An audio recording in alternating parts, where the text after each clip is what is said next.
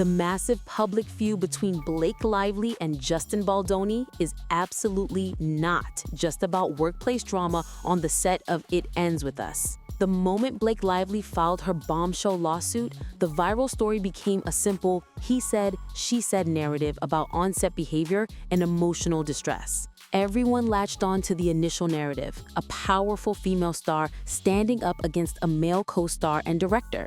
That's the easy, digestible version that blew up your TikTok feed. But if you think this is just a minor celebrity spat, you are wrong.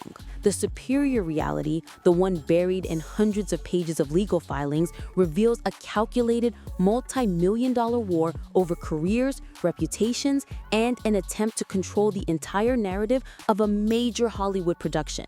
The real stakes are not just emotional, but $400 million, and they involve Blake's husband, Ryan Reynolds, and a desperate struggle to salvage a film already branded as a box office risk. Today, we are pulling the thread on the celebrity story you thought you knew. We are going to answer the three core questions everyone has. What is the specific $400 million reason Baldoni is fighting back so aggressively? How did Ryan Reynolds go from supportive husband to an alleged co-conspirator in a massive legal claim? And why is this feud about a movie that hasn't even hit theaters yet? We've mapped the entire PR and legal timeline, pulled court filings from both sides, and consulted an entertainment law expert to show you exactly how this went from a harassment claim to an alleged civil extortion plot. But we are starting with the most shocking detail, the one that shows the true power play behind the initial lawsuit. The media spin sold us a story about two stars who just couldn't get along,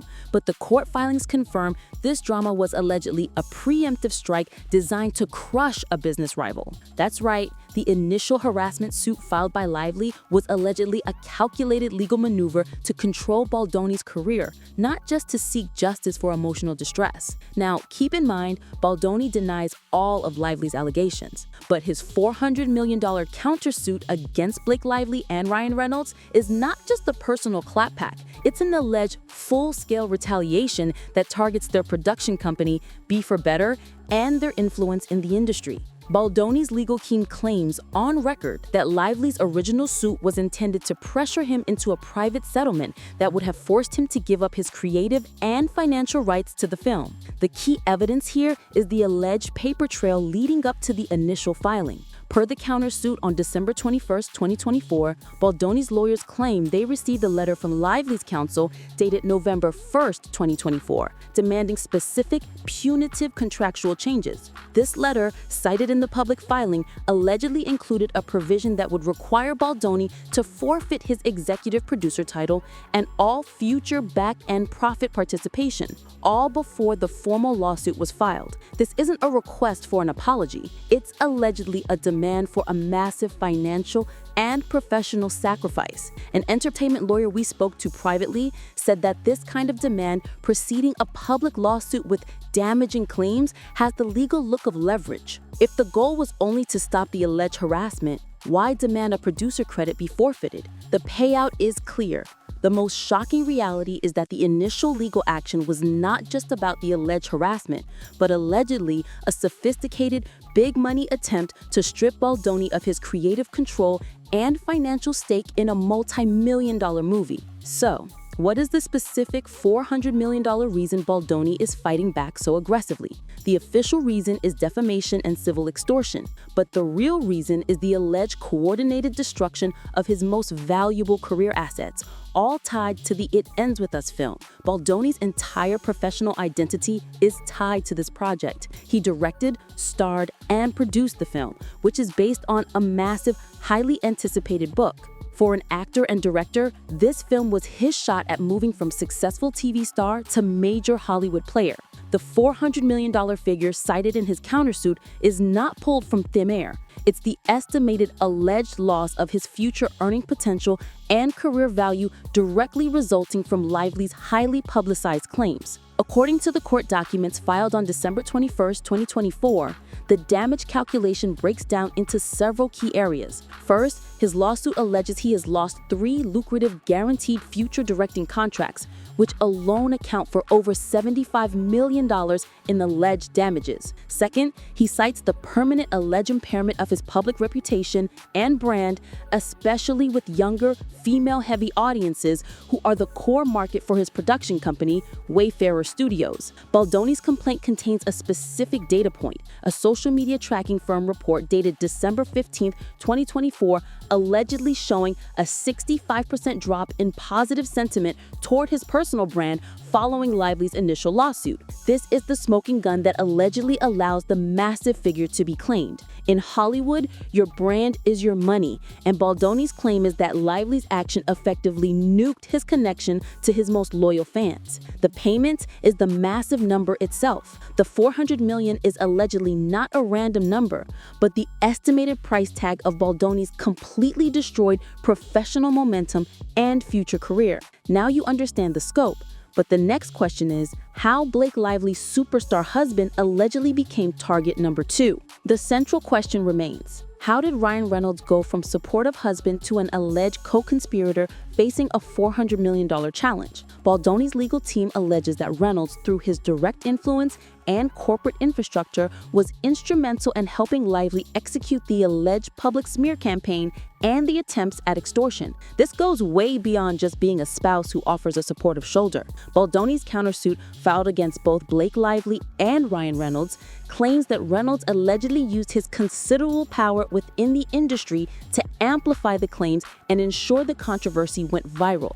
The evidence cited is a series of alleged private communications and meetings. The court documents refer to an email dated December 1, 2024, allegedly sent from a senior executive at Reynolds' production company, Be for Better, to a major Hollywood studio. This email, cited in the filing, allegedly warned the studio against signing a planned deal with Baldoni, citing the pending serious legal issues related to the It Ends With Us set. This is not casual gossip. This is allegedly a clear use of corporate influence to actively block a business deal. Furthermore, Baldoni's team alleges that Reynolds' PR machinery was allegedly leveraged to leak selective, damaging details to certain entertainment blogs, all to drive the negative narrative. Baldoni is arguing that Reynolds didn't just stand by his wife.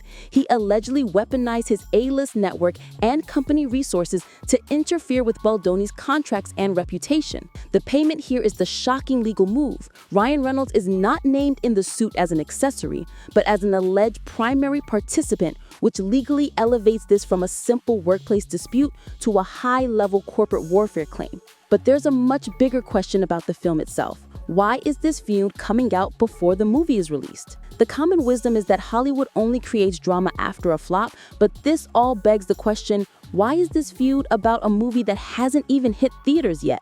The timing is everything, and the reality is this whole spectacle is a massive, calculated PR effort to try and save a film that was allegedly struggling with internal optics and market confidence. The film adaptation of It Ends With Us was always a difficult project. The book is controversial, and the initial casting of older actors for younger characters drew major backlash from the book's massive fan base. According to a Hollywood Reporter article from September 2024, there were already concerns among studio executives about the film's buzz and whether it could deliver a necessary box office return. The original Lively lawsuit, filed in December 2024, hit the media like a nuclear bomb, sucking up all the oxygen and drowning out the negative chatter about the film's quality and casting. Suddenly, the narrative wasn't about whether Blake Lively was too old for the role, it was about her being a workplace hero.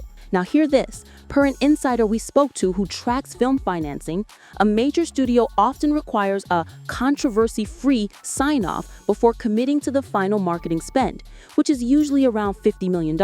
If the initial lawsuit created a hero narrative, then Baldoni's countersuit created a scandal. Either way, the film itself is now inescapable in the news cycle. The entire legal battle has become a free, massive, and highly dramatic marketing campaign. The payout is the genius of the entire operation. The legal drama ensures that when the film finally premieres, the public will tune in not for the art, but for the morbid curiosity of seeing the two feuding stars on screen together, turning alleged legal distress into guaranteed ticket sales. The film, regardless of its quality, is now a must-see event thanks to the controversy. The deeper we look, the more complex the money trail becomes, especially when you consider the financial incentive to control the film's initial reception. This isn't just about a star defending her personal space. It's allegedly a multi-layered maneuver involving intellectual property rights and profit back end. You need to remember that Lively herself is an executive producer on the film. Her financial success is directly tied to the film's success. If the film performs poorly due to a lack of fan enthusiasm over the casting,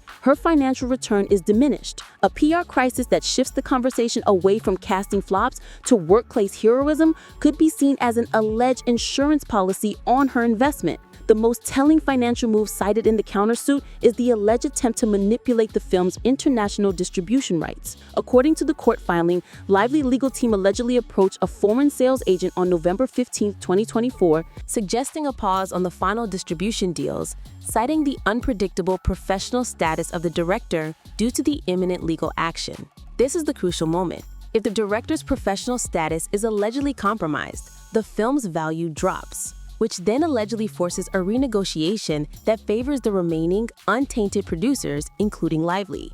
It's an alleged play to buy a piece of the film at a discount, using a legal attack as the catalyst. The payout here is that this case is allegedly an attempted hostile business takeover dressed up as a lawsuit, where the final price is determined not in a boardroom, but in a courtroom. The biggest overlooked element in this story is how this all speaks to the new reality of the celebrity influencer industrial complex. Baldoni is a creator who built his brand on sincerity and positive influence, essentially blurring the line between his on-screen persona and his personal life. Lively and Reynolds are A-list studio-backed talent with massive corporate and PR machinery.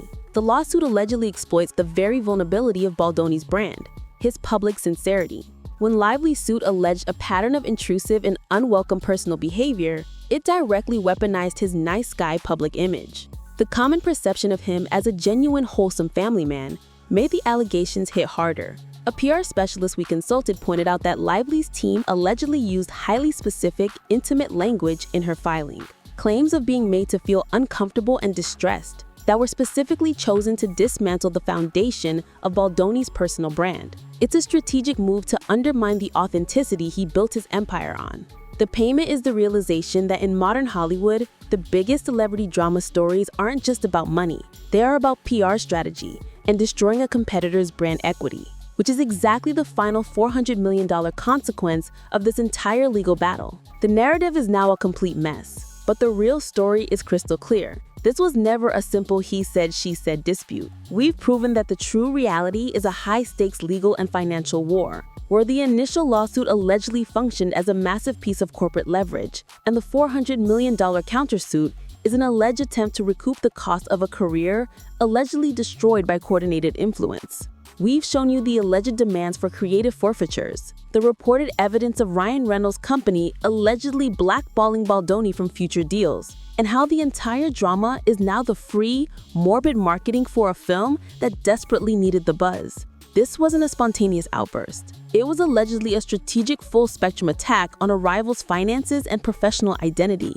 The one single takeaway you must have is that in the highest levels of Hollywood, a lawsuit can be used as a business tool to aggressively renegotiate contracts and stifle competition. You have to understand that the biggest celebrity drama stories are never just personal. They are a calculated playbook of money, power, and narrative control. If you want to keep watching the playbook unfold and see the next time a celebrity weaponizes their public image for massive gain, you need to dive into the Fresh Celebrity Tea playlist right here. Hit that playlist and keep the drama drip going.